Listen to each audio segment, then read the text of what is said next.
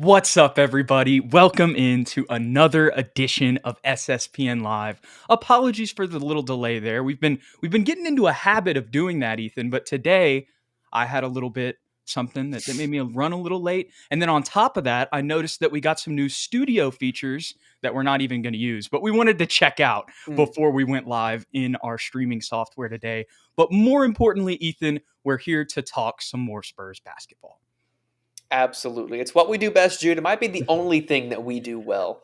And that's up for debate if you look at the comments in some of our videos. But we appreciate everybody for commenting anyways, good or bad. Absolutely, Ethan. And you know what else is kind of our bread and butter, if you will? What's that?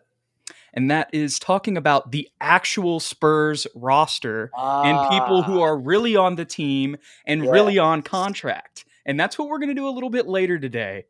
But also, Ethan, there's still some draft stuff that we're going to talk about to open the episode because there has been some news in Spurs world. It has continued to give to us, but still at the end of the day, it kind of all is speculation and rumors. Right. But that's kind of what you have to live with when it comes to off-season draft and free agency time. And honestly, it's what people want to hear. So we're doing it. Victor Wembanyama in the comments, he says, before it starts, everyone hit the like and subscribe. We truly appreciate that. Two Clutch C, otherwise known as Two Clutch Corey, in the chat as well, says, evening all. He also says, we got to re-sign Mamu. And I think this is a good thing to bring up because I just saw a picture the other day of Mamu and Wemby working out together in the Spurs facility. Right. And as we talked about, Ethan, as even if Mamu doesn't end up being a rotation player for the Spurs moving forward, we definitely think he's someone that would be very valuable as a third string four, but also we've talked about the prospect of him being a backup four as well, especially with his performance at the end of the season. Yeah, I mean, he did it once again. He did the same thing last year. At the end of the year, he played well enough to earn himself another rotational piece. Didn't get a lot of minutes during the normal regular season last year. And what did he do at the end of the year, Jude? Played out of this world. So, yeah, as a third string guy or as a backup, I mean, he can play basically 3, 4, or 5, depending on the matchup. So, very versatile piece to have on the roster. Makes very little mistakes. I'm a huge fan of bringing him back. And, you know, as we'll get into the roster breakdown, I think we'll learn, not to spoil too much, Ethan, but the four position may be more open for the Spurs than we thought. You know, once we actually made the little diagram that we'll show y'all later, and you see the roster with everyone who's officially on contract as of today, June 5th. Right. Little teaser is what we call that in the business, Jude. Yes, Ethan. But we have some news to get to before then. And want to first say shout out to all of you guys who checked out my point guard big board video. Got a lot of support there. Just want to say I appreciate you guys on that. And one of the things that we talked about, or that I talked about in that video, Ethan, was the fact that Nikola Topich had re-injured his knee. And I didn't know all the details on the specifics of the injury, but I pulled up an article in that video kind of explaining everything. He injured, I don't remember if it was left or right. I apologize there. But he injured his knee, you know, midway through the season, was out for about 4 months. At first, it was supposed to just be 4 to 6 weeks, ended up being a lot longer than that. So that kind of shows you that, you know, it was a little bit more of a serious injury than maybe anticipated. And then unfortunately on May 13th, he re-injured that same knee. And there weren't any details that had came out about it. Actually, at first it was reported to just be a knee sprain. So it seemed like something that was minor, but it was in the same knee. But today, Jonathan Cavoni reported that Nikola Topich has a partially torn ACL in that same knee. So that's two injuries that, you know, and another key context there. After he sat out for 4 months after the initial injury, it was only a month later that he re-injured it. And now we're finding out that it is a completely torn ACL. And I don't want to speculate too much. And if anybody in the comments has read more than me on this, please, you know, give us the information. But remember how when we were reading his prospect profile, or not his prospect profile, but the his big board profile from last week, on our episode. And remember how they kind of made that point about European doctors versus US doctors having different practices? I think he might have, I know that he spoke with a Spurs doctor. We're going to get into that as well. Jeff G. Spurs Zone dropped a bunch of intel and talked with, you know, like actually communicated with prospects and got their words, you know, from the horse's mouth. And one of those was Nikola Topich.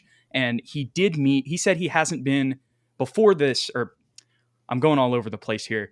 Earlier in the day, Jeff G tweeted, and this was yesterday for context. He tweeted that Nikola Topich had not been in contact with the Spurs or anybody on their staff. And then later in the day, he released an article that said that he actually had talked with the Spurs doctor. So maybe that literally happened on that day. I'm not sure. Or maybe he found out later. But with all of that being said, Ethan, regardless of his connections to the Spurs there, just an unfortunate look when you have the same knee injured and it's, you only play for a month afterwards and you re-injure it after being out for 4 months. And then on top of that, as much as it's not a full tear, it is still a tear of the ACL that is going to keep him out for a significant period of time. With all of that being said, what are your thoughts on the Nikola Topich injury news? Injuries are always scary, especially when players are this young. To be that susceptible at 18 years old to not only get injured but re-injure it so quickly. Like, even though it is a partial tear, it's still something that we should take seriously, in my opinion. I know he's not an explosive player. He's not a guy that uses his athleticism that much. He's much more of a high IQ player, uses his skills around the basket to get open and finish in creative ways. So the odds of him being like a Derrick Rose situation where this alters his career forever, I think is very, very slim. So long term, it doesn't scare me, the injury. But for me with the Spurs, like taking him at 4 or 8 to possibly not have him from at the get-go, like, I don't know how serious his injury is. I don't know how long it's going to last or if it's going to affect his season at all moving into next year. I haven't read into it in that much detail. He'll probably be out for a significant period of time next year. Then for me, it's a no. That itself is enough for me to stay away from Nikola Topich, because I think the difference between him and the other guards that we could draft at 4 or 8 is pretty slim. So like, there's no reason to reach for him or take him at 4 or 8 and stash him away for a year. And then there's always the re-injury concern, because the best ability, Jude, is availability. So for this to be a concern already at 18 is enough for me to say no. Yeah. I mean, if you guys watched my big board, basically the reason that I had him at 3 was because of the injuries. This news, unfortunately, only adds to that. Right. I really like his tape. I really like his upside. I love his potential. But when you have it's the same knee within, twice within a calendar year, and after he got back from recovery, he only played a month for it to get re-injured again in a worse way. Mm-hmm. With the 2 picks that the Spurs have, and also like there's still 4 other guards, Mm-hmm. that I would be very happy with, that don't have that injury history, that I think are worthy of being picked at 4 or 8. Given the circumstances, it's just hard for me to really see that, especially with all the Tijon Salon smoke at 8 as well. Can I put you on the spot real quick, Jude? Do it. If it's at 8 and it's between Rob Dillingham or Nikola Topich to be our point Rob guard, Dillingham. you're taking Rob? It's only because of the injuries. Like, Right. and the I'm with thing, that too. and the thing is, like, you could maybe argue that Nikola Topich has a higher floor than Rob. But here's the thing that we've always said with Rob this entire time, Ethan. Like, his potential isn't, like, his ceiling is not dependent on his defense. You know what Yep. I mean? And with just, again, with those 2 injuries and an ACL tear to the same knee in the same calendar month. I know I just said that a little while ago, but I think it's worth repeating because it's significant. Yeah, at that point, I'm taking Rob Dillingham Mm-hmm. because he And just doesn't have that injury history. I know I said Topich isn't super explosive and that it wouldn't affect his career long term, probably, but I also forget to think about he is kind of a herky jerky player, and his lateral movement is so extremely important for him. Kind of like Manu, when Manu would get into the lane, how he's not a smooth player, is what I'm trying to say. So that's probably also an aspect to why he continually gets injured like this. Yeah, and I got to give a shout out to our guy, Drew King, who has covered Rob Dillingham himself. And he says, I'd take Rob over Topich at 8, 10 times out of 10. And we actually texted a little bit earlier today. And I think Drew sees the upside with Topich.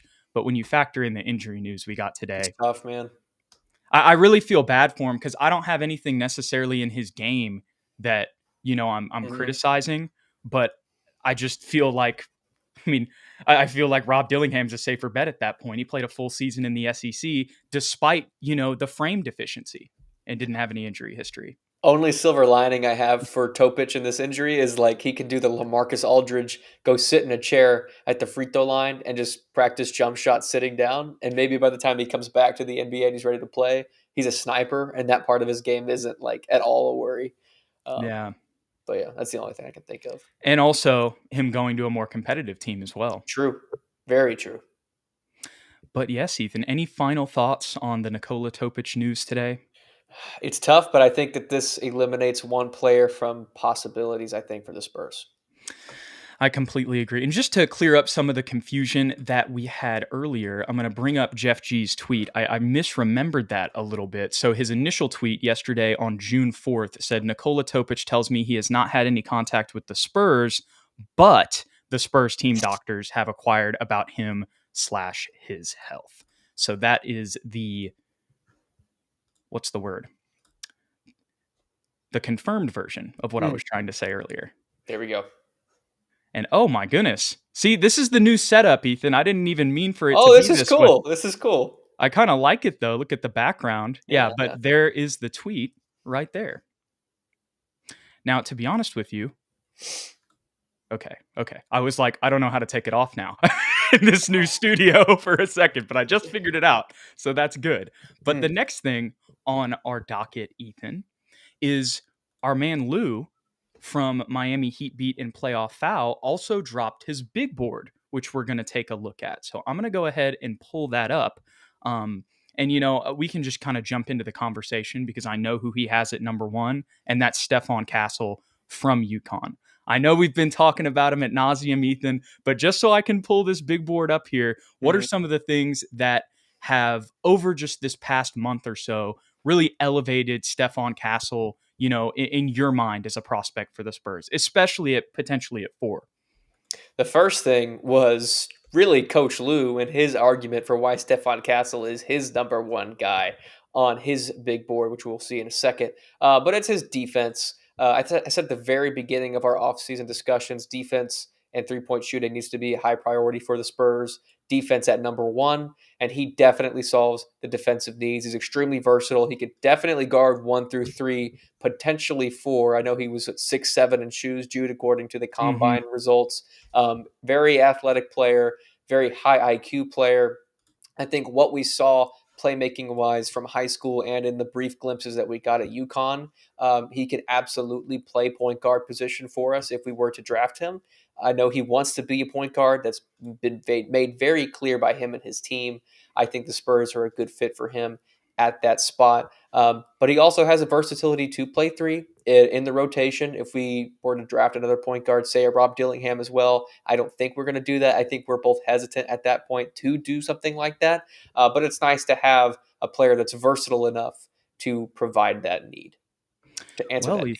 Yeah, there you go. And as you can see on the big board right here, Stephon Castle at number one.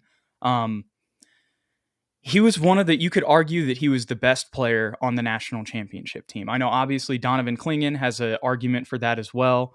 But his defensive versatility, and basically all of his offensive skills as well, as much as some people may question those because of his role that he had at UConn, other than the jump shot, I think offensively, he's got a ton to his skill set. There's not many holes to poke. I mean, you could argue that he could get better at playmaking, but then there's the whole point guard thing. And maybe if he was playing point guard, at a different school, he might have averaged 6-7 assists, and then we wouldn't be having the same conversation, and that goes back into the whole thing of prioritizing winning, wanting to win a national championship. And that's one of the appeals of Stephon Castle as well. But when you talk about his defensive versatility and his switch ability as well, as much as we're so focused, on improving our defense at the point guard position and guarding a Shai Gilgeous-Alexander or a Luka Doncic or an Anthony Edwards or a John Morant or whoever it may be in the Western Conference, a Devin Booker, for example, too, on the Suns, the way that he would be able to switch as well, kind of 1 through 3, and maybe even at times, if you get in a tough situation, the 4, like you mentioned, especially depending on the matchup, he'd be able to switch onto some 4s. For example, as much as I think PJ Washington may be able to back him down as a rookie or whatever, I'm just saying PJ Washington is someone who's 6'7".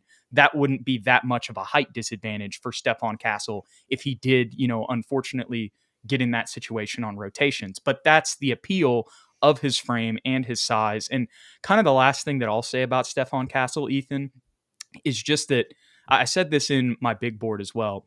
If he ends up becoming like, if the jump shot gets right, I think he's got the highest ceiling out of all the guys that I had on my big board and all the point guards in the draft. Oh yeah, undoubtedly. Because I think the first thing that you said, he has the fewest holes probably of everybody on this top 10. His glaring deficiency, I think, is shooting, and then you could also say the lack of point guard experience, like true, like high usage rate point guard experience. So if those two things are cleaned up, this guy is absolutely all-star potential for sure. Yeah, I completely agree. The only thing that I would say is maybe the only player that doesn't necessarily have any holes on this, at least the top 10 or in the point guard position, is who I had at my number one, and that was Reed Shepherd. With that being said, though, the frame of Stephon Castle, if he can get a jump shot, like a consistent jump shot, especially, I think like the phrasing I used in the video was, if he one day gets to 40%, then he unquestionably has the higher ceiling. And I mean 40% from three there, to clarify. No, yeah, I understood. I would agree with that. But next on his big board, he has Alex Sarr here. No too big surprise there. He did have Nikola Topich at number 3, but look at the date of when this was released, Ethan. May 31st, 2024. I'd be curious to see where Lou has him on his big board with the news that just dropped today. But with the tape, I really can see it. I was diving into his tape kind of before, when I made the big board before this news broke, and that's kind of what caused me to move him up to number 3 over Devin Carter, after I kind of mentioned that I might have Devin Carter over him in the prospect breakdown that we did last week. But I can see, if we're taking the injuries out of it, as much as, people may have their preferences between him and Reed Shepherd, and I can understand putting Reed Shepherd above Nikola Topich, because you could say that the SEC is a more proven, translation ground, if that makes sense, than the Adriatic League. And you can also definitely bring up Reed's shooting splits to say that's way less of a concern, and the defense as well, really. But still, with Topich's frame, his vision, and the one thing that I really noticed, as much as we just talked about how we don't really feel comfortable picking him, just to give Lou some credit here for having him at number 3, the thing that I really re-noticed, if you will, watching his tape, was the crossover, like start-stop acceleration. Like he can be dribbling through his legs and then on a dime just drive past somebody out of nowhere when it looks like he's kind of lulling you to sleep, if that makes sense. He's sudden. Remember when that was a descriptive term we used for football players like 4 years ago? It kind of went away. But that's a good way to put it. It is, yeah. Herky jerky, sudden, quick start, start time. I would agree with that. Personally, even before injury, though, I think you would agree with this. I was leaning more as well toward Reed Shepherd over Topich, who was at the 4 spot for Coach Lou. And for everything that you had said, the efficiency as a shooter, not just from 3, but from the field and from the free throw line, and the hustle, the heart that he plays with defensively. He's definitely got a Spurs mindset, a high IQ player, and I can't argue against the shooting, dude. I cannot argue about the flamethrower that he is, and that is obviously a need for the Spurs. And if he has the heart to at least try on defense, that's enough for Pop. If he learns the scheme, if he understands how to switch, then, which I think he can because of what he did at Kentucky, then he's a perfect fit for the Spurs as well. Yeah, and what is interesting about Reed Shepherd, Ethan, I've been saying this whole time, I didn't think he was going to get past 3, but we have been seeing some rumors that the Grizzlies, and I forget the other team, but there's another team that's also trying to trade up to 3 potentially. But if the Grizzlies trade up, they would specifically be targeting Donovan Clingan, which would mean that Reed Shepherd would be available at 4. Then, with all of that being said, as much as I really like Reed Shepherd, Ethan, I think, and I ranked him at number 1 over Stephon Castle, I still think that the Spurs should have a legitimate conversation about both of those guys if they're both available at 4. And whatever the Spurs staff goes with, Ethan, I'm going to trust. For sure. I think we've been pretty consistent about, for a lot of these guys, like whoever the Spurs pick, we're going to be happy with, because the difference is so minuscule, really, and it's a matter of taste at some point, that like we'll just trust the front office and Coach Pop and everybody there, and just we're going in this direction, and we'll support them no matter what. Right. And after Reed Shepherd, we have Donovan Clingan at number 5, which we've talked about a lot. But the thing that stands out to me on this big board, Ethan, is Tristan Da Silva from Mm, Colorado. He's got all the way at number 6. And we mentioned wow. that a little bit on the episode that we talked that we had Lou on. Hmm. And I had seen some tweets and he was really, he's on the heat train for him because he is, as much as Lou has him at number 6, he's somebody who could fall to 15 to the Heat, which is his team. So that was somebody that he was really high on even then. And I can see in his big board, he's only shot up. I haven't really watched too much of him, to be honest. But what I do know is he can shoot the ball, versatile player. Seems just like at 6'9", even though they list him at the 3, he's someone who could come in and be an impact player as a senior. And also just kind of that modern 4 kind of build, similar to Taylor Hendricks almost last year, but probably with a little bit more ability to like put the ball on the floor, at least that he's shown in tape. Gotcha. Well, I'm going to trust your opinion on him. I don't know anything about Tristan Da Silva other than that Coach Lou likes him for his Miami Heat. I'm sure he's a good player or he wouldn't have cracked the top 10. But personally, if I'm taking a Colorado forward, I think I'd go Cody Williams. But that's just me. That's how I feel too, Ethan. But I got to say, that's the thing that stands out when I check For this out sure. here. Another thing that stands out is Zachary Rasache down at number 7 for Lou. Mm. And, that's something that he talked about when we had him on. But still, even the thing that I take away from this, Ethan, like, well, he's probably going to go at 1 or 2. But what the point that I was about to make is he's still in the top 8, which means that he'd be worthy of the Spurs pick. Oh, 100. 1,000%. If he falls at 4, I think we have to talk about getting him at 4. I know he has him down at 7, but I think that what he's been able to do recently in the playoffs, and what I've seen on Twitter, he's a remarkable player, especially now that he's 6'10", according to all the other metrics. I think he was, 6'7", 6'8", when we first started talking about him. Now he's 6'10", only 2 inches, but even still, very versatile player. Would love to have him with Wemby. French connection.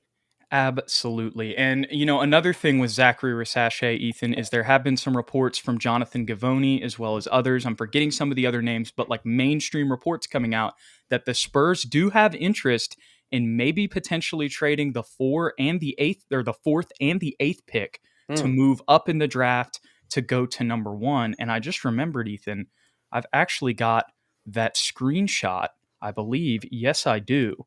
So let me get that up in just a second so we can read that. Hmm. We're going to take this off the screen for just a second. Let's go ahead and upload this. Oh my goodness, are they? I think they're screwing me right now, Ethan. I'm just going to read it because I Okay. do have it pulled up. And this is from June 4th. So this is from yesterday, and I texted this to you. Jonathan Givony reported this at 3:20 p.m. Eastern time. And also, I posted this on the SSPN Twitter. So go Hmm. check it out there if you want to. With 2 top 10 picks in the draft, what can the San Antonio Spurs do ahead of year 2 of the Victor Wembanyama era? Speaking with ESPN insider Zach Lowe on the Low Post podcast, ESPN draft expert Jonathan Givony said the Spurs are looking to accelerate their timeline in hopes of making a playoff run next year. We'll see how Hmm. accurate that ends up being, but there has been a lot of talk about that, not just from Givony. But Givony also did go on the Ringer and kind of go into this same conversation in some other details. But there were some other guys, like I said, it's slipping my mind right now, but other national reporters have also been talking about this. It wasn't just Givony, but still, he has a lot of intel and sources. With the 4th and 8th selections in the draft, the Spurs have several options as they bolster their point guard depth. Depending on where they go in the draft, among the top 10 prospects the Spurs would consider include Reed Shepherd, Nikola Topich, this was yesterday, or Stefan Castle, which was the top 3 in my big board. So when I Hmm. saw this, I was like, let's go. The Spurs could package one or both picks. See, so here's the other thing. One or both picks to bring in a proven backcourt playmaker such as Cleveland Cavaliers star Darius Garland. The 24-year-old point guard has been linked to a move, especially if Donovan Mitchell decides to sign an extension with Cleveland. So that is not the exact thing that I was thinking of. I'm pretty sure it's in his latest mock draft Hmm. that they mentioned the possibility of the Spurs trading 4 and 8 to move up to number 1. So obviously, Rasache would be somebody that we would consider if we did move up to number 1, Ethan. But I'm going to stop right there because let's just say, since it is being reported, if that would happen, Ethan, Mhm. would you rather take Alexandre Sarr or Oh, Zachary Rasache? I got asked this question yesterday by a friend. man. Oh my goodness. What's crazy is I've like eliminated SAR from even a Right. possibility. So I haven't really given this conversation much thought. Wow. Wow. I think you kind of have to go SAR. That's how I feel too. I feel like Don't feel I bad. love Versace. I think that like as a at the 3 spot immediately as a 3-and-D guy with potential to grow, but Sarr and Wemby as the French twin towers, both 7 feet plus defensive juggernauts. You can play either of them really at the 4 or the 5. It doesn't matter. They're interchangeable. They're both just posts. Mhm. Like they're not power forward and center. They're both just bigs. And I think they have the versatility to defend on switches. I think that wouldn't necessarily be an issue where it would be with Zach Collins and Victor, obviously. So, yeah, I think I got to go Sar. I do too, Ethan. I think just the defensive versatility, and if everything can come together for Sarr offensively, I Mm-hmm. mean, I know it's different, but you're kind of setting up Robinson Duncan 2.0. That's really what you're going for. I know it's very different. It's the modern age version of it, but Yeah, defensively, even if Alex Sarr's like offense never translate, right. like that's just going to cause a lot of problems defensively. And personally, I think his offense will, even Let if it me takes some time. let me pose it this way: we saw what the Minnesota Timberwolves are able to do with Cat and Rudy Gobert. I think Right. we can all say Victor Wembanyama will be better, if not already better than Carl Anthony Towns is. And I think every deficiency that Rudy Gobert has as a switcher on defense and as an offensive liability wouldn't be a problem with Sar. Yet, despite those problems, Minnesota was still in the semifinals this year and had one of the best records in the NBA. Right. So I think it's not a sure. Can't say sure thing. I'm gonna knock on wood. I didn't say it. I didn't say it. It is a highly acceptable pick for the Spurs to make. Let me put it that way. Yeah, and the point with Cat and Rudy, as much as they ended up falling to the Mavs, that mean they still beat the defending champ Yeah, Denver Nuggets. It proved that that method like can have success and get you to a conference finals. right. I'm trying to find exactly um, where the everybody talking about the Spurs trading up to the number one pick. I looked at one of the mock drafts, but I don't think it is the same one because it's talking about Darius Garland and stuff like that. So Hmm. there's a lot of talk about that, but I am finding something else here. Let's see. I know I don't have this pulled up for you guys, but here we go. The San Antonio Spurs could potentially. Okay, so this was on The Ringer. Remember how I mentioned he went on the Ringer podcast as well as the Low Post? So Right. on the Ringer, he said the San Antonio Spurs could potentially explore trading for the number one pick in exchange for the fourth and eighth overall picks, according to ESPN draft expert Jonathan Givony. And while this is just one of many possible scenarios, Givony went on to say certainly he expects the Spurs to be aggressive on draft night. Everything I hear is that the Spurs want to be competitive next year. They want to be in the playoffs. Givony said on the Ringer NBA draft show. So y'all can go check that out to fact check me if you want, or just listen to it for yourself and get your own insight. They're not looking to make this a 2 to 3 year process where they're in the lottery again next year. For right now, they want to be competitive next year, and that's why I think they're going to be aggressive with those picks. If the Spurs do make a move for the number one pick, it would likely result in them using a top pick to select a French player 2 years in a row. Gavoni's ESPN mock draft currently projects Zachary Rasache to be selected first overall, with fellow French prospect Alex Sarr projected to be the second pick.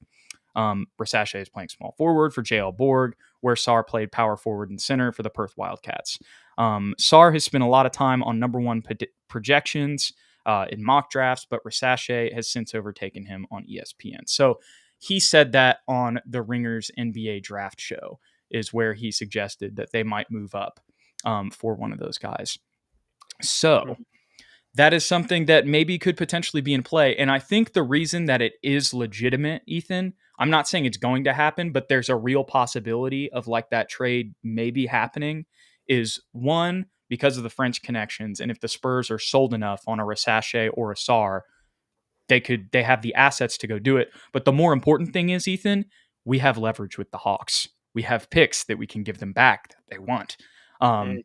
And that is really the real reason why I think this is like actually being considered. But it's also, Victor, to be honest, I don't really think that's going to happen still, but I think there are going to be conversations about it because of the uniqueness of the situation and our trade history with the Hawks. I think we have to believe pretty much every trade rumor moving forward for the Spurs because it would behoove them to answer every phone call they receive to give at least the impression to Victor Wembanyama and his team that we're doing everything in our power to get better immediately. However, I still do not believe that we will trade our 2 picks to move up in this draft. I think that that's probably more likely than us trading for Darius Garland or trading for DeJounte Murray or whatever that might be. I think draft night trade is more likely than that. However, I have a hard time believing the Spurs would pass up the opportunity to get 2 impactful players at 4 and 8 for maybe a 1 or a 2 pick. I just think that this Especially in draft this is so draft. close. Yeah, from 1 through 8, they're all so close together as far as skill and worth that it wouldn't make sense, in my opinion. Yeah. I would prefer to just keep both and take a swing on both of those, on 2 Hmm. guys other than one. But to just wrap up Lou's big board here, really the top 10 is all we necessarily need to really dive into because that's who the Spurs are going to be in consideration for. But the thing I'll mention, he has Devin Carter in the top 10. Mm. So he's kind of seeing that upside as well. Isaiah Collier being in the top 10 is interesting as well. And he kind of mentioned he wasn't really sure, or he was kind of confused a little bit by his slide throughout the process. I still, because of his slide, I still really haven't dove into Isaiah Collier that much because it just doesn't seem like a possibility that the Spurs are going to pick him. But that is something that stands out there. But it's not just the top 10, Ethan. Here is his 11 through 20. And you can see he's got Ron Holland down at 15, Tijon Salon, Dalton Connect, Rob Dillingham, Cody Williams down at 17.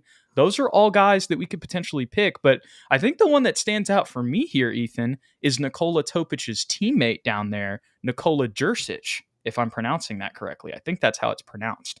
I've actually seen some rumors that he might not even necessarily be in the draft, but that is the highest I've seen him on a big board. But what I will say is I've noticed him, like I said, I watched all those Nikola Topich highlights. I did notice him a lot, but he just is, I don't mean this to like diminish his potential, but he's kind of just like a wing who can shoot well, skilled, has all the European fundamentals, you know what I'm saying, Ethan, and then plays pretty good defense too. So I can see why he has him up there, but that's the thing that stands out to me, as well as a lot of these other guys. Probably Cody Williams at 17 is the other thing that stands out. What are your thoughts, though? My first impression is, wow, Jared McCain at 11 over Rob and Dalton and Salon, who are guys that we've been talking about. And to be frank, I haven't really watched a lot of Jared McCain tape. I know a lot of people like his shooting ability. I think he tested well at the combine. He plays point guard. He is 6'3". Would you take him over Rob Dillingham if that's what it came down to at Jude? No. Give me the one big reason why? Just the one. Just one? Okay. Well, here, let me put it to you this way. Okay. I think why Lou has him ahead of Rob Dillingham is because he's a 40% three-point shooter and he probably has a better defensive base. To be honest, I haven't dove into his tape. I've seen like shooting highlights, and that's really the extent of my knowledge on Jared McCain. And obviously, Duke point guards are usually, we have one in Trey Jones. As much as we think, on a championship team, he would be a backup, we still know all of the positives and the things that Duke point guards will bring in fundamentally. But Rob Dillingham is has almost 3 more assists than him. Right. Playing with the guys that he played with, DJ Wagner, Antonio Reeves, and Reed Shepherd. I like Jared McCain's shooting ability and I like his defense. And maybe I'm a little ignorant of Duke a little bit, but and I know it's not all about stats, but I'd like to see more than 2 assists. You know what I'm saying? Because it's at like 1.8 or 1.9 on the season for him. Where, with Rob, not only was he second at Kentucky in assists, but he also led the team in assist rate, which we've talked about.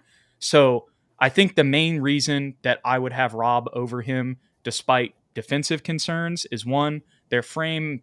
I mean, it's not that different. It's only an inch difference. Although I will say I think Jared McCain will hold up better physically, but you could basically say that with most prospects in comparison to Rob Dillingham. I think the playmaking and the shooting ability is even better. He's got a higher percentage. He shot 44% from three. Jared McCain shot 41%. And the off the dribble capabilities are just not even comparable. That's why I'd have Rob Dillingham over him. More than fair. Only other thing I noticed from this is when you were talking about Nikola Jursic, and you were like, he's all right, 3-and-D guy, didn't jump off the page. Just because you said that, that's going to be made into a reel in like 5 years when he's taking over the league, or he's like the second coming of Peja Stojakovic He's or whatever. Luka. Yeah, he's Luka. I can't wait for that to be made into a TikTok sound. I didn't even try to mean it that way. I was just like, Yeah, literally the whole thing. Nikola Jursic, if that's how you pronounce his name.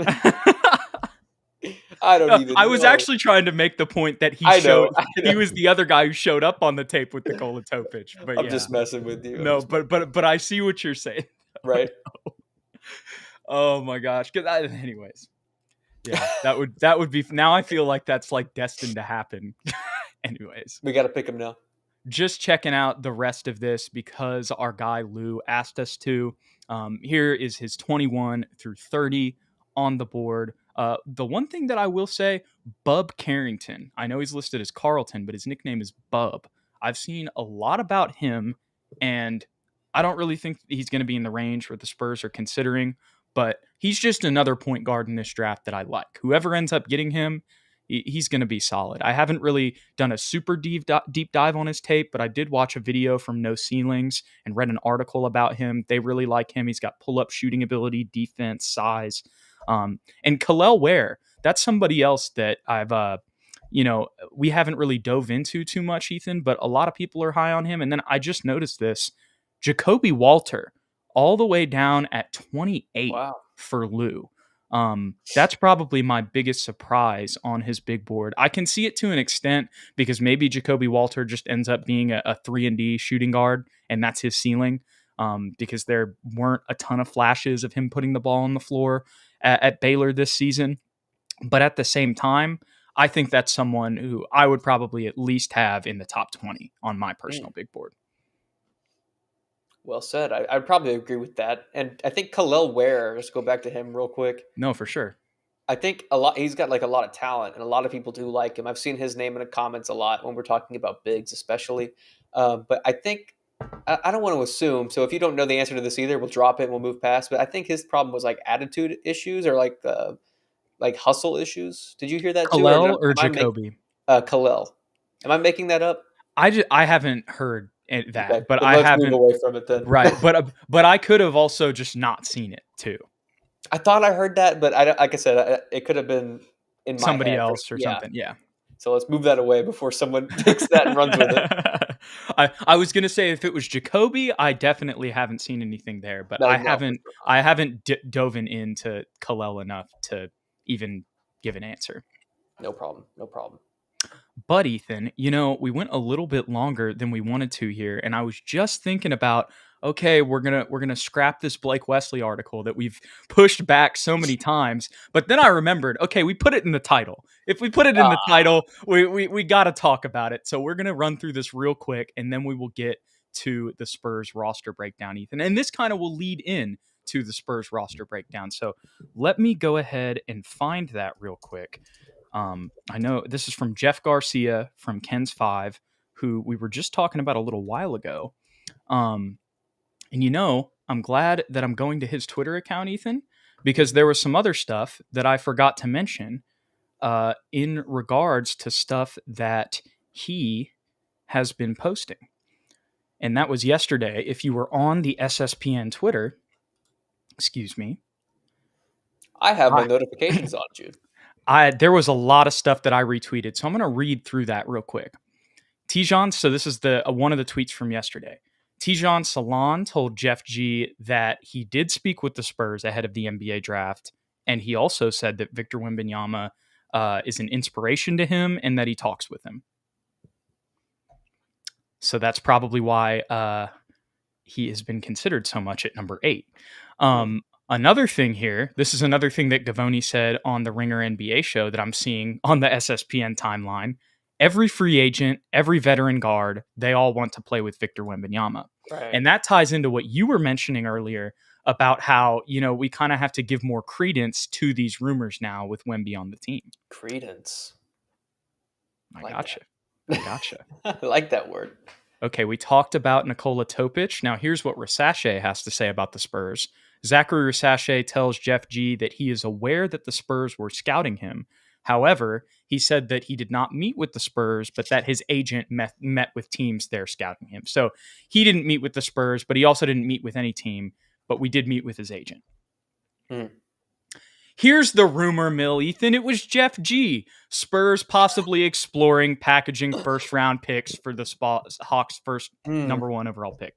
Y'all go check out that article on the SSPN Twitter that has been retweeted. And I think that is just about it on all of the updates there.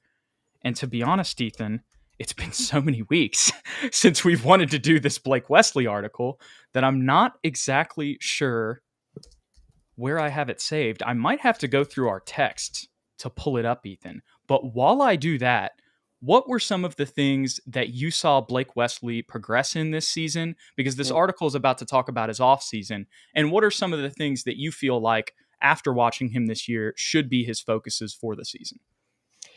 I think he improved in a lot of ways. Off-season, excuse me. No, you're good. He improved in a lot of ways. Once he was given the opportunity to actually play, the biggest 2 improvements were 1, defense. I think everybody was fully aware of that because that's what jumps off the screen. He was picking guys up 94 feet, taking the responsibility to guard the primary ball handler pretty much 90 to 95% of the time, hounding guys, playing the passing lanes, picking dudes off.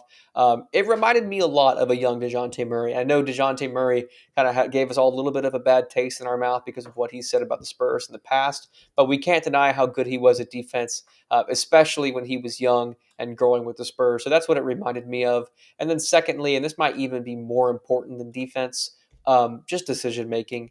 The reason we couldn't play him his rookie year is because he was a turnover machine. He was playing way too fast, out of control.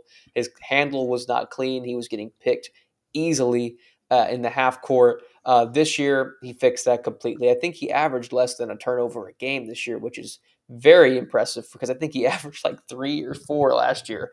I don't know if those numbers are completely accurate. So in the comments, if you want to fact check me, please.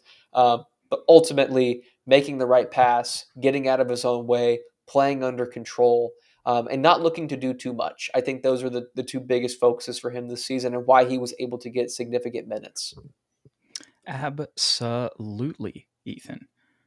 I was just about to see if we could change our background to the SSPN logo. Oh, and I think we can. Are we gonna work? You gonna work for me? Okay, well you can't even see it. Okay, well, we'll make a logo specifically for this. I think I might have ruined it now. Is this gonna fix it? There we go. Yeah. Okay, we fixed it. I thought I ruined it, guys. Might be. Okay, you know what? Actually, check this out. I swear we're about to get to this Blake Wesley article. There's some Spurs colors for y'all. I like that. I like that too. Like the opening sequence to what's that movie with all the black stuff? I'm thinking Skyfall, James Bond. That's a good one, but no, I'm talking about it's a David Fincher movie. I think it's 7. Okay, whatever. We'll move past it. I think it's 7. Ethan, right next to us, Blake Wesley is eager to build upon his approved sophomore season, and he says year 3 is going to be big. So let's see what old Blake Wesley had to say. And this is what I mean, Ethan. Like, as much as like we love talking about these draft prospects, right? And maybe we could argue that some of these guys could maybe even have a potential higher ceiling than Blake Wesley. Blake Wesley's actually on the team. Right. And as much as as much as like we love all of this Wemby stuff and we want the Spurs to get better, it's nice to just talk about something that is like real and concrete. So let's dive into it. Let's do it. With the San Antonio Spurs 2023-24 season over, the players will now evaluate their areas for improvement ahead of next season. And guard Blake Wesley aims to accomplish 3 goals before next season, starting with an improved 3-point shot. And we already saw a little bit of an improvement there. Nothing crazy, but still, we did see a little bit of it this season. Same mentality, but really, we're going to want the 3-ball to be consistent. Hey, that's what we've been saying as Spurs fans, right? They know. Wesley's 3-point shooting does need improvement. Okay, so maybe it's not as good as I thought. He went 12 from 55 from the 3-point line last season for 21% shooting. That needs to improve as he heads into his 3rd season, but he did show some improvement when the season closed. So this is probably where I'm getting, this thought that he got a little bit better. Wesley shot 31% from the 3-point line in March and April, which is the most recent basketball we've seen from the Spurs. Granted, he just attempted 13 3-point shots in March and April, but any confidence he can carry into the offseason to improve his perimeter shot will be beneficial. So that is key. While his percentage improved, it was also while he was taking less shots, as opposed to like when we're talking about someone like a Devin Carter who improved his percentage immensely while taking more shots.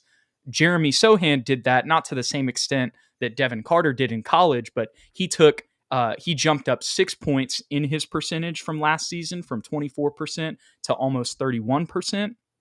And then on top of that, Jeremy Sohan did that while taking more threes. So, if you're taking more and improving your percentage, that really is what stands out to me. But nonetheless, that, like Jeff says, any confidence he can carry into the offseason is beneficial. Wesley is looking to improve more than just the offensive end of the floor. He is also set on being a better defender and better decision maker. And those were some things that you already harped on, but still, I agree that those are some things, especially decision making, that he can continue to get better at, as much as we did see some improvement there. But he wants to work on his defense, decision making, stuff like that, and get in shape. So just better cardio. We'll take a little pause here, Ethan, since I've been talking. What are your takeaways right here from Blake Wesley?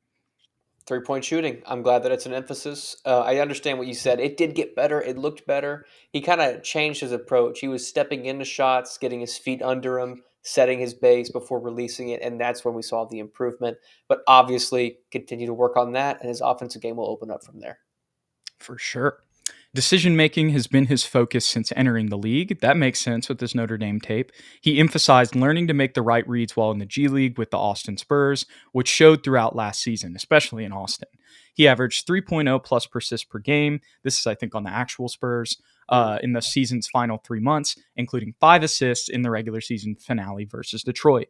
He also tied his career high average in assists with 2.7 per game, which was second on the team in assist percentage at 31.4%.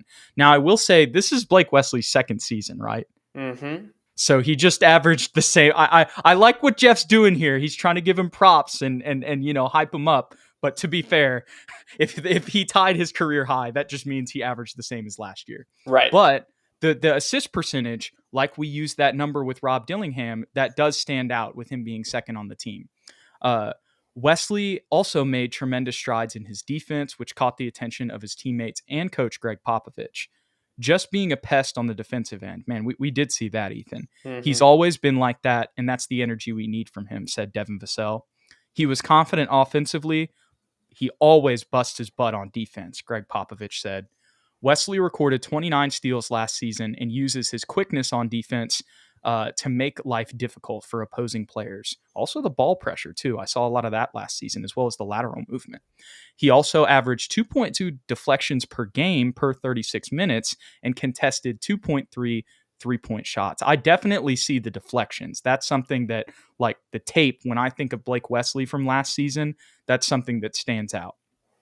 He's been making strides on the offensive end too, but defensively, he's always been kind of that anchor, Vassell said. And that ties into your DeJounte comparison, Ethan. Mm.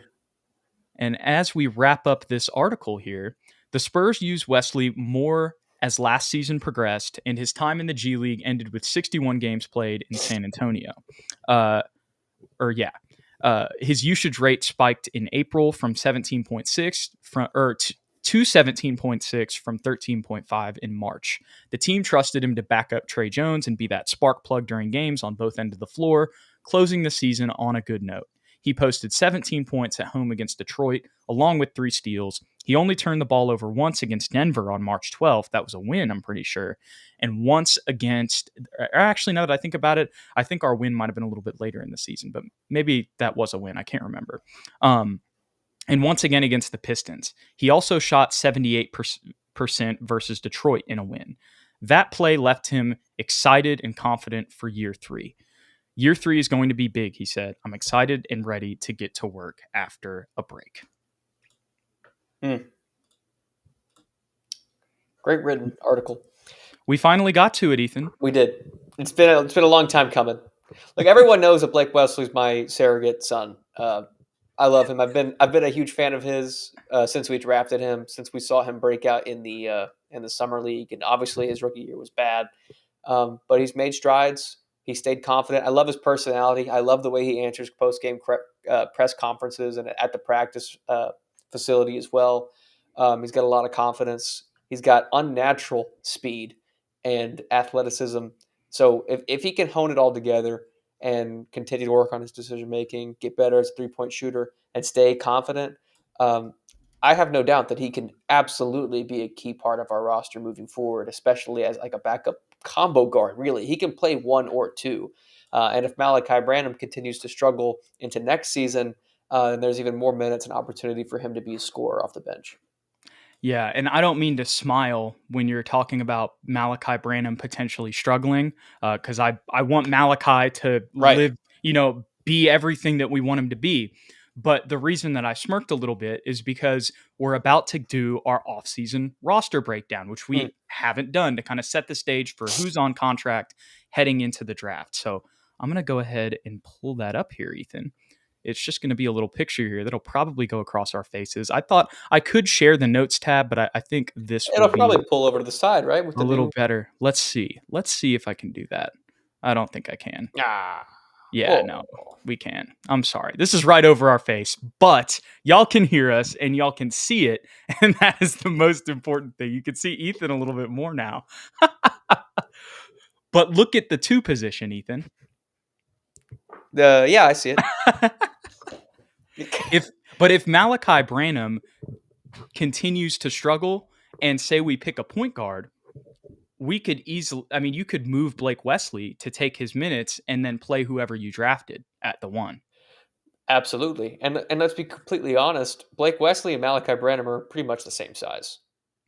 I think it's just their style of play that has them slotted at point guard and shooting guard, because Malachi plays that classical get to your spot, has a mid-range game, turnaround jumpers, methodical, and Blake is just get the ball off the rim and just take off in transition and make plays for others. But they could absolutely kind of flip-flop back and forth, or just, like you said, play whoever we draft next to Blake Wesley. Yeah, that was just something I was thinking about, and it wasn't a thought that I had until I looked at the roster in total. But let's go position by position here, Ethan. I'm going to read the names to you, and I just want you to give me your thoughts on the position as a whole, and your thoughts on it going into the offseason with potential moves, the draft, etc. Okay. So the point guard position is actually the one right now of people actually on contract that is completely full. We have Tre Jones, Blake Wesley. We just mentioned maybe he ends up getting moved to the 2. We'll see what happens. But as of right now, Blake Wesley, Devontae Graham. So those are your 3 that are on full contract. But then you've also got Jamari Bouye on a 2-way. So that is 4 guys at the point guard position. Yeah. I like it, but I also don't. And that's why we kind of want to draft somebody at 4 or 8 to kind of help fix that problem. Bouye, obviously a 2-way player. Devontae Graham, a veteran, likely not going to play that much next year, but an important 3rd stringer for sure. Blake Wesley has some upside. Tre Jones, I think, is a extremely talented backup point guard at his best. So I think we're missing that explosive piece, which is what we're trying to find in the draft. I think the thing that stands out to me here, Ethan, is, and I know, you can't predict Spurs trades, but I think Devontae Graham is a name to watch. He's going on his expiring contract, and say we're in a situation where we do like Blake Wesley at the 1. And even if he doesn't play this year, we want him to compete for that spot. If that's the case, Devontae Graham could be a name that gets moved, in like a Josh Richardson type trade, in the trade that we got him for. But just because now he's going into an expiring contract, even though it is $12 million, that's a name to watch that we could move for picks. But also, I think that's a buyout candidate as well. We could just buy him out to open up space there if we do want Blake Wesley to play the 1. But that's also why I brought up the conversation a little bit earlier that if Malachi's struggling, you might just roll with whoever you drafted, and you might feel like Blake's going to be the 2 moving forward anyway. Right. I think that part all kind of stands on the fact that if he improves his 3-point shot, like Blake Wesley has to improve his 3-point shot before we can comfortably move him to the 2 guard permanently. The one thing I will say about that, though, is like how different. I mean, I'm sure Malachi's percentage is a little bit better from what we just read, but how different is Blake Wesley and Malachi Branham's 3-point shooting? Big time difference. You think so? It's like 14-15%. Okay. I'm just a little bit more down on Malachi coming out of the season, I think, in my head. Then you're bringing me back to reality here, Ethan. I think he's like 34-35%, if I'm not mistaken. Yeah. And with all the comments we get about Malachi too, that probably delves into my psyche a little bit. It makes me think, he's worse than he is. But see, yeah, if he's even at like 34% really for a second year player, like that's not that crazy. As much as this was offensively, a little bit of a disappointing season for Malachi, but obviously adding Victor Wembanyama has a ton to do with that. But I think the bigger point here, Ethan, is now we move on to the 2 position, is with potentially drafting someone at the 1, going back to that Blake Wesley conversation for the last time, they could just decide we're going to pick a point guard and then Blake and Malachi are going to battle it out for the backup 2 spot. And maybe even, throughout the season, they could be interchanged depending on who's playing better. Right. I don't have a problem with that at all. I mean, that's kind of what they did to Malachi early in the year. It just so happened that we didn't have a rookie point guard to play next to Blake Wesley. We had Devontae Graham. So they weren't going to do that. They played those 2 together. And it kind of worked. Like Malachi definitely improved after that, as well as Blake Wesley. But then Malachi took another dive, which is what I think that tastes in your mouth is like he went up and then he went right kind of back down. So yeah, it's like my thoughts are at the end of the season, Ethan. The same thing with the Blake 3-point shooting. I gotta think of it in totality. But more importantly, Devin Vassell and Malachi Branham are the 2 shooting guards on the roster as of right now. What are your thoughts on both of them, and then also the open roster spot at the 2? It's a big year for both of them. I think Devin Vassell played great last year. I think he was by far and away the best duo partner for Victor Wembanyama. Other than Trey Jones, I think he kind of developed a chemistry the fastest with Victor Wembanyama, especially in the pick and roll. We know what he's able to do as a scorer. I think he needs to get to 20 plus next year, points per game. I mean, on efficient scoring. He needs to just be absolutely, unquestionably the Robin to Victor Wembanyama's Batman. That's my goal for him. Malachi Branham, if he pulls everything together, I think he's a more than capable backup shooting guard. I think he's still got a lot of room to grow. It's also only his 2nd season last year. But for him, if he's at his best, he's a guy that can get you 15 a game on efficient shooting coming off the bench and just be just a flamethrower where we really don't lose that much offense when Devin is resting. Yeah, the only thing for Malachi is, and if we were to read a Malachi article, I think they're probably, I mean, with the way that his offensive game kind of tailed off a little bit at the end of the season, consistency there, getting back into rhythm with those pull-up jumpers, and making the catch and shoot ones as well. Just kind of, like I said, getting back into rhythm there is the focus. But the bigger thing for Malachi is defense. That's the only thing this offseason that it's like, I mean, I say only thing, but that should be the main focus for Malachi this offseason, and I'm sure it is. Yeah, you'd hope the offense is just a rhythm thing and a confidence thing, but you're right. Defense has been bad since day 1. He needs to improve. And it's kind of funny because Blake Wesley and Malachi Branham are kind of inverted in that sense. Kinda, yeah. They both need to improve on the opposite thing. So yeah, that's why, especially them battling it out, like I'm starting to see that more. But whenever you talk about Devin Vassell, I'm reminded of one more thing from that Jonathan Givony interview on The Ringer, Ethan. He said the 2 players that the Spurs consider untouchable are Victor Wembanyama and Devin Vassell. And I was surprised to hear, well, I mean, from our perspective as people who are super locked into the Spurs, we really feel like Jeremy Sohan has an argument to be in that conversation. But if we're just being completely realistic with Victor Wembanyama and, with all of also the other smoke coming out about how if the Spurs really do want to accelerate the timeline, Jeremy Sohan is somebody who, if we are going to make a big trade, may have to be included. You know what I mean? Yeah, I I'm hope not. I'm not. not saying for sure. Yeah, like I hope not to. I would throw him in there if I was the GM as well as untouchable, but I understand why they didn't. But Devin Vassell, absolutely, without question, untouchable. Yeah. And I don't want to consider that for Jeremy either. But if the Spurs are in the market for like going after somebody like a Donovan Mitchell, just for the total sake of conversation, like they really want to get that other star, you're going to have to give up one of your high potential guys. And probably the highest, like if I'm another team, and I don't mean this in any bad way, but if I'm another GM for another team and I'm trading one of my stars to the Spurs, Jeremy Sohan's like a non-negotiable. I was watching TSR, who was I'm sorry, I don't know the guy's name. He was doing an Atlanta I Hawks. watched this too. You did, Yeah. and he was like, "I'm not taking any call for DeJounte or Trey where y'all are not offering me Devin Vassell." And I was like, "Well, I guess we're just not going to get Trey Young or DeJounte Murray because that's not going to happen." But he was like, "If y'all are offering me Malachi Branham, Keldon Johnson, and Zach Collins," he's like, "I'm hanging up the phone." And I was like, "Yeah," I was like, "I understand. Fair. Yeah, fair point, but that's all we're going to offer." Right. And so, but the bigger point is Gavoni mentioned that, and that was the first time that I'd heard like a national guy like that mention a name other than Victor in the untouchable conversation. And when you talk about Devin really establishing himself this year, this is his first year with big contract money, Right. so they're going to expect that from him. And our boy Rob Trejo Jr., he also has talked about this, and he's like, with the Spurs culture and him having that contract money, it's not just Devin Vassell who's going to be expecting that from himself, but the Spurs will be demanding and expecting that. It's going to be a different tone than when you're making $5 million to like 28. Absolutely. Absolutely. So yeah, I'm really excited for Devin Vassell. We just got to figure out what happens with the backup 2 position. And I'll just throw this in there just for the sake of throwing it in there. There could be a chance that our guy David Duke Jr. may end up potentially getting that third string spot. There is a possibility. And he played really well the last couple of games for the Spurs, I thought.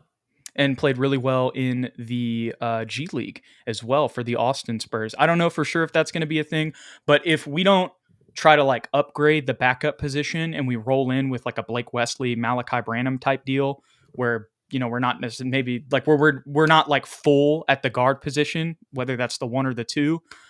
David Duke Jr. I think is a name to watch for the third string 2 position. For sure. Moving on to the 3, Ethan, Keldon Johnson, Julian Champagnie, and CD Sissoko. This one's fun. I love Keldon Johnson. I think we're probably one of the few Spurs channels that are still fans of his. I still harp back on what he does for the Spurs. He's so unselfish. I don't understand why he gets labeled as selfish because he's literally the opposite. Like, sure, Flight. That's why he gets labeled as selfish. To be honest, it's Flight. Is it really? Do you know who Flight is? I know who he is, but I don't watch him. Okay, so Flight reacts. Yeah, he just always calls him. He's like the Johnson Keldon dude. He just kind of always. I mean, he does that with a lot of players, but of course, not even just all the Spurs fans, but everybody on the internet watching that with his giant fan base. I mean, he craps on a lot of the team, but he doesn't like he gives Vassell some credit from time to time, and basically everybody else he kind of craps on, and it's also just like his like. I'm not trying to criticize him. It's just shtick. Yeah, exactly. Like it's not like personal or anything. Right. But I think that does stem a little bit into the Keldon Johnson hate. That's where the group thought comes from. But I like Keldon Johnson, especially off the bench. I think he provided us something last year that you kind of pointed out to everybody, which is unlike Trey Jones, you have to kind of send an extra guy, Keldon Johnson, especially when he is barreling at the rim and he gets hot. Because he can score in different ways where Trey Jones is just physically incapable. So if he continues in that track, I'm perfectly fine with him being the 6th man. But he's another name that we'll have to keep an eye on because he's a guy that's constantly in trade rumors for the Spurs every offseason and every trade deadline. Julian Champagnie, who was our actual starter last year, I think he'll be on the team for the entire season. I like Julian. I think he doesn't make very many mistakes. I think he also got better as the season progressed. All he does is shoot threes and play defense. If you're expecting anything else from Julian Champagny, then you're a fool. No offense, but like if he does That's something true. other than that, then we're happy. Okay, let's be happy for him because that's not something that he normally does. But I do think he will get consistent minutes unless we draft a guy like a Rasache or a starting caliber small forward. What were you going to say? No, keep going ahead. I Okay. was just agreeing that that's a Oh, great okay. point. If we do that, then unfortunately I think he will be relegated to like a third string 3/2 that maybe takes that place of David Duke Jr. He could be kind of a combo 3-2 guy. But CD Sissoko is a name that I really want to keep an eye on because he I think needs to get some playing time next year because we've talked about it at length of his potential, his versatility, his strength. At only 19 years old, he's already got a grown man's body. And we saw a couple games with the Spurs last year where he, just off of sheer athleticism and dunks and playing in transition, was able to get double-digit points. He can rebound. He can play defense. He's physical. He could possibly be a guy that also gets minutes at the four spot as well, which we're about to get into. But he's a guy that I think everybody should be extremely excited about his upside. Yeah, this is an interesting position. I'll start with CD. Going into the offseason, the two things for me, shooting and fouling. Right. And maybe a little bit of like having a tighter handle, but like that's really it. I'm with that. The thing that makes the three position so intriguing to me, Ethan, and you just brought up something that I hadn't considered yet. Maybe so I was thinking of Julian Champagny potentially maybe being at the 4 spot. We did play that a little bit this season, but more it's because the Spurs released their measurements prior to this season with him at 6'9", when initially they had him at 6'7". And you never know with these heights, Ethan, I think as we've learned on this channel, what's true and what's not true. But I think what you can tell when he's on the court, I think he is a little bit taller than 6'7". Like I think he has the height, not saying the frame, to like obviously Julian Champagny is going to get bullied playing the 4. Like I'm not trying to sit here and say that won't happen against high level players. But the reason I'm bringing this up is because we've been talking about the two positions we've been talking about, Ethan, for the draft are the 1 and the 3. And we've already got 3 guys at the 3 that honestly moving forward, I mean, maybe, we've talked about Champagny easily being relegated to, a third string spot, especially with his contract. But we've been thinking about picking somebody at this position, and we've already got a lot of guys there. So to me, I'm like, are all of these guys going to stay at the 3? I know we're in the era of positionless basketball, but at the same time, like one of these guys has got to play the 4 or the 2. When you just mentioned that about Champagny, as much as he is that tall, I'm not mad at him maybe even playing the 2. Now that I'm thinking about it, over a Malachi Branham if he's struggling, or even if Malachi ends up, ascending more, he could be the 3rd string 2. Really, Champagny's got a lot of versatility. You could technically say just because of his height, 2 through 4. Personally, I do see him as more of a 3 or a 2, just with his game, despite being very tall. But yeah, that was another thing I was thinking of. It's not just the 4, it could also be the 2 where you could potentially move him. But the bigger thing about this conversation, Ethan, is we probably think that CD Sissoko is going to overtake Champagny. Like you would probably agree that long-term, that's the goal, that's the hope, and that he has a higher ceiling. Yes. So if that's the case, you'd probably want, unless, we draft somebody and they just end up taking those minutes and we move him to the 4, we could talk about that. But just for the sake of this conversation with him at the 3, like, I guess I'm just asking what happens if we draft somebody at the 3. Do you think that guarantees that like a Keldon Johnson is going to get traded? Or is that just we're going to move Champagny to the 2 and then CD and whoever we draft are going to compete for that backup spot? But the other key context there, Ethan, is like, is Keldon Johnson going to be a starter again? Is that even in the works? Like, you know what I'm saying? Is that even like, or not even in the works, but is that even a consideration of the Spurs? Do you kind of see what I'm getting at here with the draft conundrum and the people we have on the roster? Just give me your thoughts. It's a great problem to have, in my opinion. And I think that their versatility allows for a lot of different possibilities. I think Champagny moving to the 2 is more of a likelihood than him moving to the 4. And I honestly think Sissoko, let's say we draft a 3 and he's ready to go. He's going to be our starting 3. Keldon's the guy off the bench. I think for CD, his competition is not for the backup 3. I think it's for the backup 4, personally, between him and possibly Mamu. Right. Because I know he's 6'6", 6'7". He's not super tall, but I think he's got the athleticism and strength to battle down there. In the same sense that Keldon did earlier in his career. But Keldon was 6'5".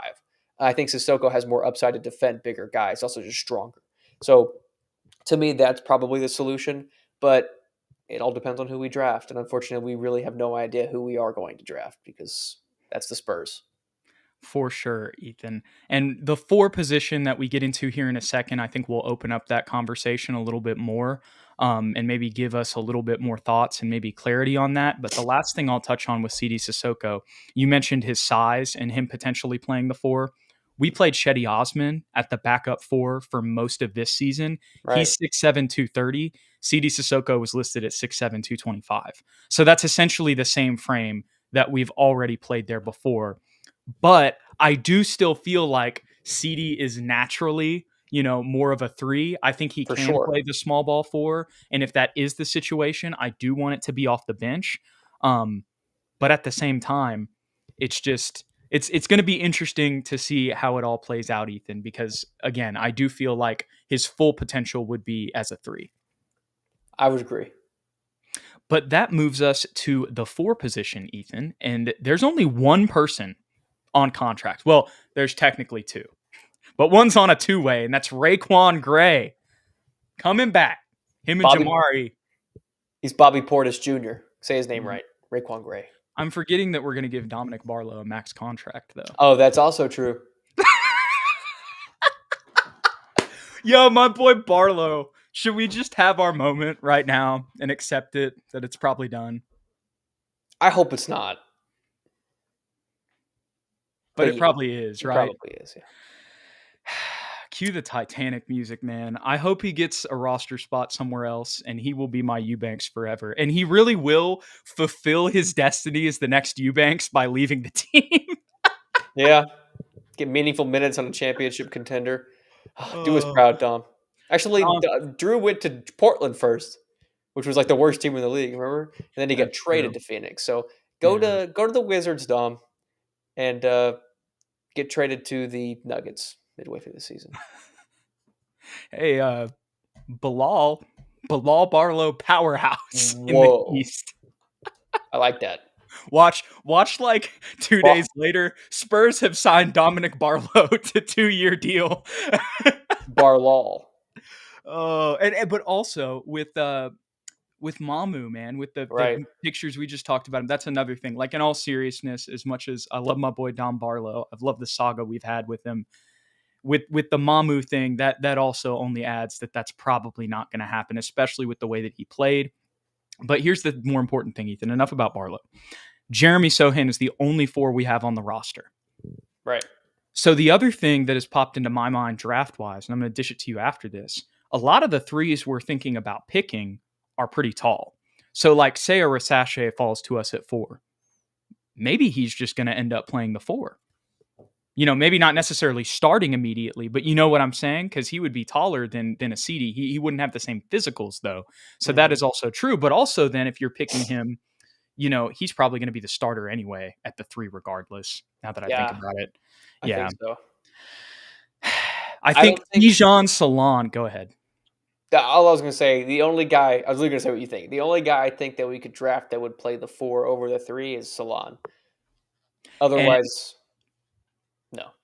Yeah, and there's so much smoke for him at 8, and I think that we're gonna draft a guard at 4. Like, I really think I think we're gonna draft Reed Shepherd, or we're gonna draft Stephon Castle. We just read the Gavoni thing, and we've also remembered the thing last week. The Spurs are said to be big fans of Castle. We're seeing more mocks about him. We've talked about the divisional advantages that bringing in a point guard of his size would do for us defensively. I mean, maybe we'll be proven wrong if like a Rasachet falls, but if everything goes kind of how we think it is, Castle is going to be in the discussion at 4, to say the least. Don't you think, Ethan? Absolutely. Yeah.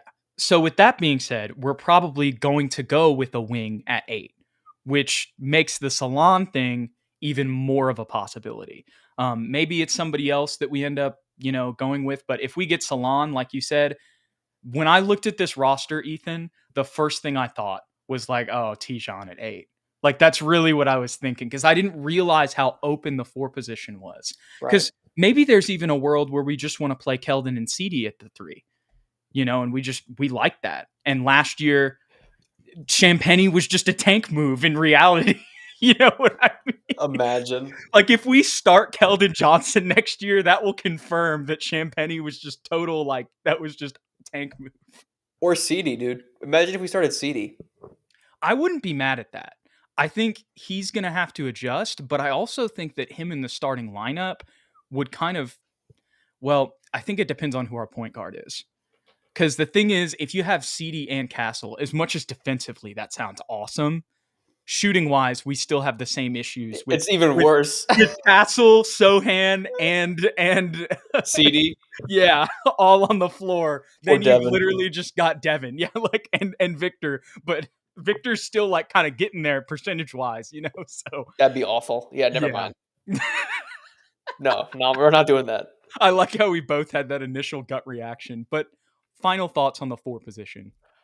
Only thing I'll say is, Jeremy, get in the gym, work on that handle, work on that jump shot. Let's see you next year. And we'll see what happens with the rest of the position. Yeah, well, yeah, everything else is up in the air. We'll see. Raekwon Gray breakout. That's my prediction. There we He's go. going to earn a contract like Barlow, and I like it. And average 40. Okay, the center position. This is actually interesting. This is the other full position on the roster. Well, technically the 3 is too, but Victor Wembanyama, obviously, and then Zach Collins and Charles Bassey. There's really not too much to say about Victor. So what are your thoughts on the Zach Collins, Charles Bassey conundrum, I guess you could say? I think that the Bassey sample was skewed because he was injured so quickly. His stats weren't great in the games that he played, but obviously we were terrible and we were still learning how to play with each other. So there's that part that makes it skewed as well. I'm looking forward to him getting a full opportunity. I think he should be the backup center for us. This is a big take, but I think he should be the backup center behind Wemby next year because he's a physical presence. He's going to fight for boards. He's a strong roller to the rim in pick and roll situations. And everything that was unfortunately bad for Mr. Collins last year is going to be a strength for Chuck Bass. Other than shooting, neither of them can shoot. And that was unfortunate for Zach this year. I think if Zach Collins gets in the gym this summer and just does nothing but shoot threes and he becomes a 40% shooter overnight, I'll eat my words. We can put him at the backup spot because he is a great playmaker and he does a lot of high IQ things for us. But his shooting was so bad last year, and it was compounded by the fact that he couldn't fight for an extra rebound, and he's just kind of soft on the inside. And I hate saying that because I was so high on him in offseason last year, but that's ultimately where I am, Jude. I think we have to give Chuck Bass the nod and let him move into that spot because if we're being honest, Zach Collins is not a part of our future, and we gave Chuck that big not big contract, but long contract. So we need to give him the opportunity to prove that he's worth it.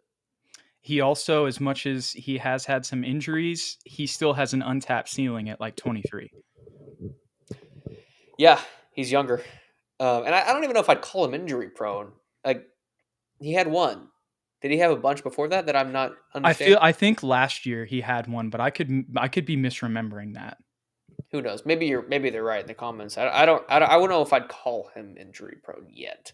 Let's see if he gets injured again, and then we'll go. Yeah. That's what I would. That's kind of how I feel on that too. I didn't have the comments up right now, so if they are saying that, I understand where you're coming from, but I think like I want to give him one more because it's not the same as like Topich, where it's like okay, like a month after he got hurt, like it was he had an injury last season, and then but I think I don't know. I'd have to go look back at that.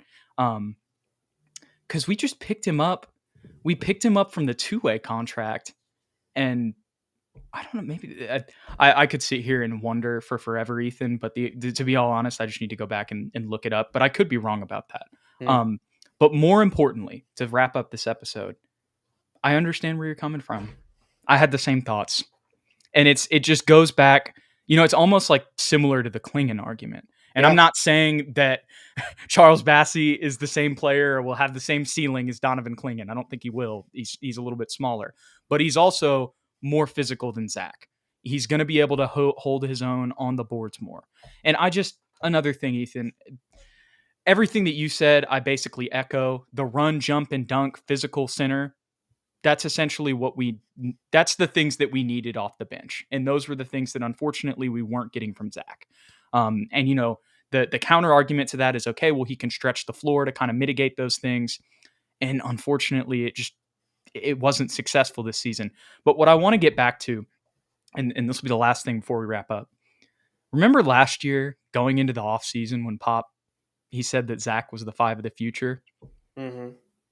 It's so unfortunate how at the end of last season, the way that he looked, and I know we've referenced this numerous times, but still, and then the way that this season went, because like you said, like you mentioned earlier, like you feel almost bad, like calling him soft inside. It's like, Zach, if you ever watched this, like we were very excited when we signed you, like, and I know there are other things that, We're making it worse. I don't care. Extenuating circumstances, bro. Mm-hmm. Like, but it's just been tough this season.